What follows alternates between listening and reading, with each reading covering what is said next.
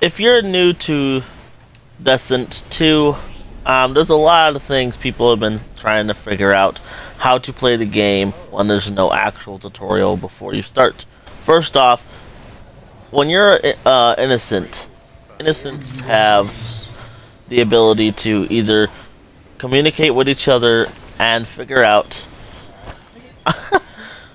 who the killers are, which are called the infected in this game, by communicating with their teammates and making sure that they know that they try to let the others know that they are the innocent one. Other from that, you can also try to do it without communicating at all. You don't have to talk to your teammates if you don't want to, but it also puts you in suspicion. Innocents can also find a key after getting all their tasks done, which are 45 tasks in total to do. And once you get all of them completed, one of us can grab the key from the shop. And whoever has that key, you gotta protect that person. If they get killed, the key gets dropped back into the shop. Now, the next one we're gonna talk about is infected. Think of it as like the game Among Us. If you're the imposter, you have to try to keep yourself hidden. They have to vote you out and think it's you or not. There's always 2 killers in a game, unless one leaves during the process of a game already starting. But your main goal as killer is to look for them. As you can see, that you can see them through walls, you can see them through all the stuff. There's also a switch button down below where your mic is. Instead of talking to the whole crew, you push left on the cross pad on your controller or whatever you use to switch over. It will let you know in the categories, and it will switch over to a red mic, and that means you can talk to your teammate that is the other killer. As killer, you have the ability to run for a couple seconds. Also, your point of view is not the greatest.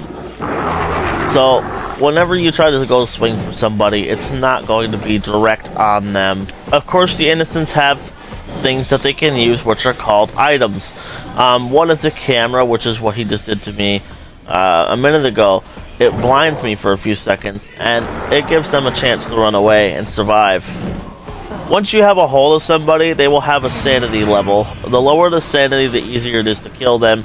Once they get down to nothing when you're holding them, you are able to kill that person and move on to the next level. Another thing killers are supposed to do is find things that they can destroy on the map, but you cannot do it in front of people because other people can see that, and once they see you do it, they know that you're infected, and you have to be careful doing that. Now, the one nobody really talks about, and you rarely get it, it's the cursed. The person that gets the cursed. And there's only one cursed player. He basically is a solo player. He will not tell you he's cursed, because he basically has an ability, just like the infected a little bit, to do things that the innocents cannot. And I've only been cursed twice on this game. And infected multiple times and innocent multiple times. Cursed is like very rare to get. But during Cursed, you have no ability. You don't need to worry about everybody else. You need to worry about yourself. And people might say, oh, you could still help the innocents and keep them alive.